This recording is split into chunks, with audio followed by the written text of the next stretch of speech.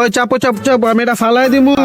অনেক ভালো লাগতেছে এটা। ভাইয়া এটা ফেলে দিলে কেন? এটা তো ভালো। আমিও জানি এটা ভালো। তুমি কি জানো না মুসলিমদের শুকুর খাওয়া নিষেধ? তার জন্য আমি এটা ফেলে দিয়েছি। আমার ছোট ভাই ভুল করে কিনে নিয়ে এসেছে। ভাইয়া তাহলে আমি এগুলো নিয়ে যাই বাসায়। আমার তো নিষেধ নেই, আমি অন্য ধর্মী। ঠিক আছে তাহলে নিয়ে যাও, আমি বাসায় চলে যাই। ওই ভিডিওতে বলে দিও আমাদের যে একটা গিভওয়ে চলতেছে, ওটা বলে দিও তুমি।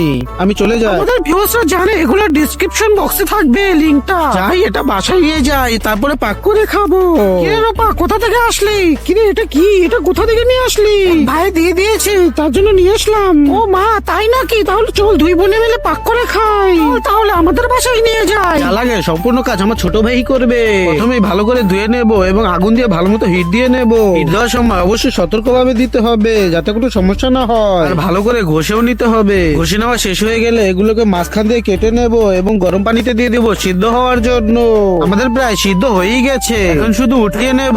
ভিডিওর নিচে ডিসক্রিপশন বক্সের ভিতরে একটা লিংক দেওয়া আছে, সেটার ভিতরে গিভওয়ে চলতেছে। একটা ভিডিওর ভিতরে 1 সপ্তাহের ভিতরে ওইটা প্রথম পুরস্কার দেওয়া হবে। যদি তোমরা নিতে চাও তাহলে অবশ্যই ডিসক্রিপশন বক্সে যাও। তোমাদের সাথে কথা বলতে বলতে দেখো খাবারটা রেডি হয়ে গেছে, এখন শুধু কেটে নেব এবং পরিবেশন করা বাকি।